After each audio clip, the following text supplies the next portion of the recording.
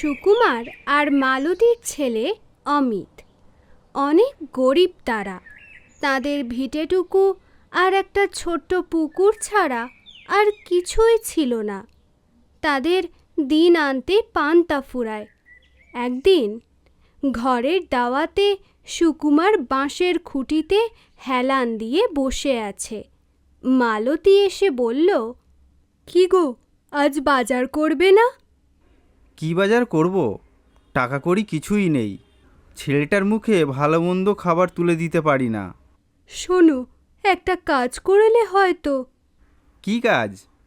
আমাদের ছোট পুকুর আছে, ওতে মাছ চাষ করলে কেমন হয়? কি যে বলো গিন্নি, গরিবের ঘরে গরিব পুকুরে এইসব কি আর আমাদের মতো ঘরে হয়? কত টাকা দরকার বলো তো? তা তুমি ঠিক কথাই বলেছ। সুকুমার গরিব হতে পারে, কিন্তু তারা লোভী নয়। ওরা গরিব বলে কেউ ওদের সাথে মিশত না। সুকুমারের তার এই ছোট্ট পুকুরটি ছিল একমাত্র সম্বল। সে তার বউয়ের কথাগুলো মনে মনে ভাবছে। সত্যি যদি কিছু মাছ কিনে পুকুরে ছাড়তে পারতাম খুব ভালো হতো। সুকুমারের যতই কষ্ট হোক না কেন, পুকুর পাড়ে এসে সে বসে থাকে। সে পুকুরটাকে নিজের বন্ধুর মতো ভাবে। আমি কেমন পাগল, একা বসে পুকুরের সাথে কথা বলি। এই গরিবের কষ্ট কে বুঝবে? এই গরিবের পুকুরে আমি কি পারবো মাছ চাষ করতে? সেই সার তো কোথায়? এই বলে সুকুমার সেখান থেকে চলে আসছিল। এমন সময় জলে বুদবুদ হতে লাগলো। পেছন ফিরে দেখলো জল স্বাভাবিক। তারপর যেই সে বাড়ির দিকে যাবে, অমনি আবার বুদবুদ শুরু হলো।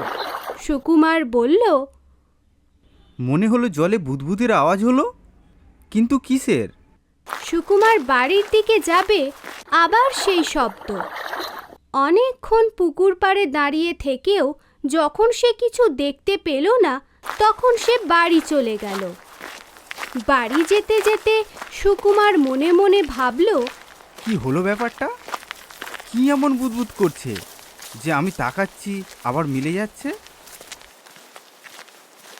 কই গো গিন্নি, খেতে দাও। তুমি কোথায় ছিলে এতক্ষণ? কোথায় আর যাব, এই তো পুকুরের পাশে বসে হাওয়া খাচ্ছিলাম। তা কি খেতে দেব? ঘরে যে কিছুই নেই, কটা মুড়ি আছে, তাই খাও। জানো গিন্নি, আমি যখন পুকুর পাড় থেকে ঘরের দিকে যাচ্ছিলাম, তখন আমি দেখলাম পুকুরের মধ্যে কি যেন বুদবুদ করছে। আমি যতবার পুকুরের দিকে তাকাচ্ছি আর কোনো কিছুই দেখতে পাচ্ছি না। ওটা তোমার মনের ভুল। পুকুরে নেই মাছ, তা কিসে বুদবুদ করবে? তা জানি না।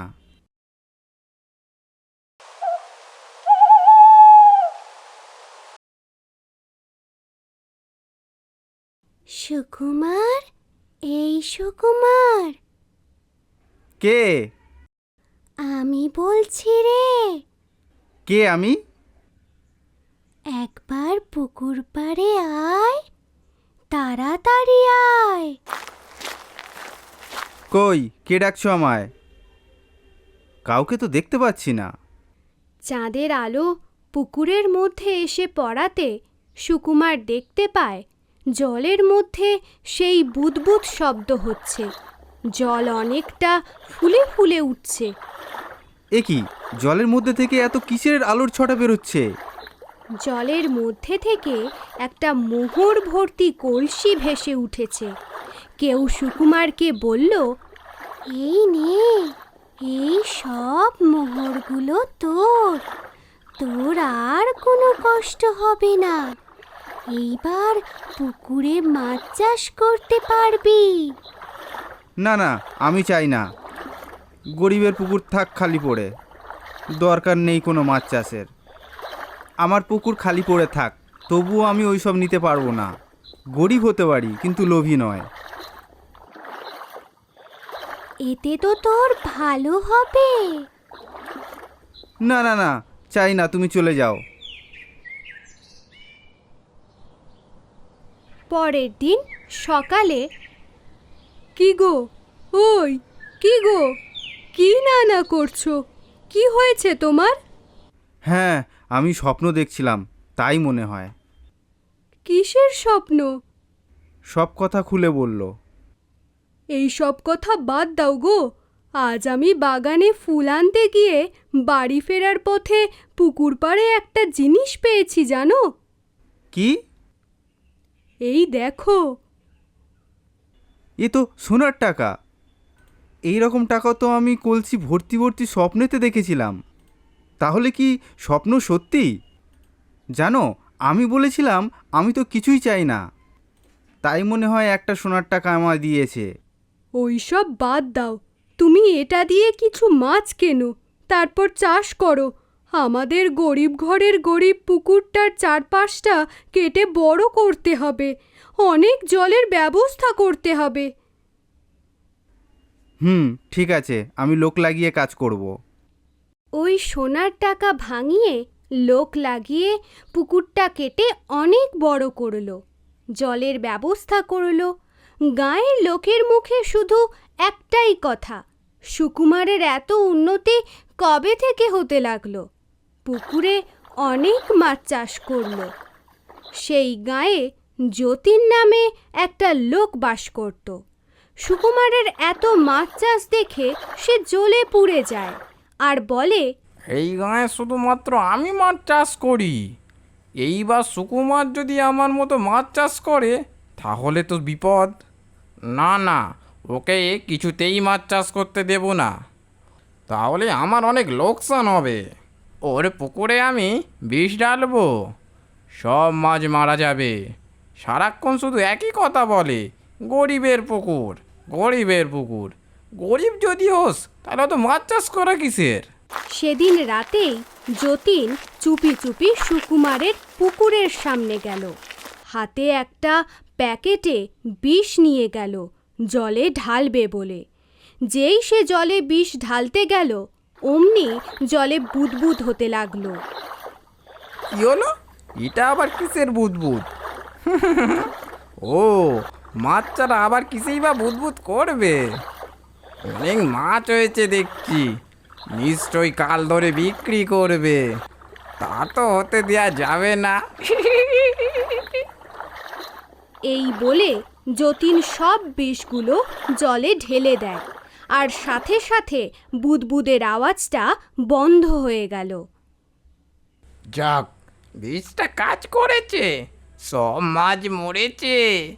এইবারে এখানে থেকে কাজ নেই, যাই বাড়ি চলে যাই, না তো অন্য কেউ দেখলে আবার বিপদ। গিন্নি, তাড়াতাড়ি বাইরে এসো। এ কি কাণ্ড! কি হয়েছে? পুকুরের দিকে তাকাও। দুজনে অবাক হয়ে পুকুরের দিকে তাকিয়ে থাকে। পুকুরে তো কিলবিল করছে সব। সে যেভাবেই আসুক, এতদিনে ঠাকুর আমাদের মুখ তুলে তাকালো। আমি ঠাকুরের কাছে সব সময় তো বলতাম, বেশি অর্থের প্রয়োজন নেই, এমন আশীর্বাদ দিক যাতে আমরা খেয়ে পড়ে বেঁচে থাকতে পারি। কেন তোমায় বলি গিন্নি, এই পুকুর লক্ষ্মী, আমার প্রিয় বন্ধু। গরিবের পুকুর হওয়াই ভালো, বড় লোক ভালো না। বাবা, জানো কি হয়েছে? কি? যতীন কাকুর পুকুরে কিভাবে জল শুকিয়ে সব মাছ মারা গেছে। সে কি কথা? হ্যাঁ গো বাবা, চলো দেখবে চলো। আর কাকু না কেমন পাগল পাগল হয়ে গেছে। সুকুমার, মালতী, অমিত ওরা তিনজন যতীনের বাড়ি গেল। বাড়ি গিয়ে দেখল সত্যি পুকুরের সব মাছ মরে গেছে। যতীন বিড়বিড় করে বলছে, আমায় ক্ষমা কর সুকুমার, তোর মাছদের বিষ আমি দিয়েছি, কিন্তু দেখ ভাই, তোর মাছ না মরে আমার মাছগুলো সব মরে গেল। কত টাকার লোকসান, আমি কি করব? আর তুই আমায় ক্ষমা কর ভাই। সুকুমার ঠিক যতীনের কথাটা বুঝতে পারল না। আমার পুকুরের মাছ মেরে তোর কি লাভ? আসলে আমি চেয়েছি যে আমি ছাড়া এখানে কেউ আর মাছ বিক্রি করতে পারবে না। তোর এত ব্যবসা দেখে আমার খুব হিংসা হয়েছে, তাই এসব করে ফেলেছি ভাই। আমাকে তুই ক্ষমা কর। আমি বলার কেউ না, যা ঠিক করার ওপরওয়ালাই ঠিক করবে।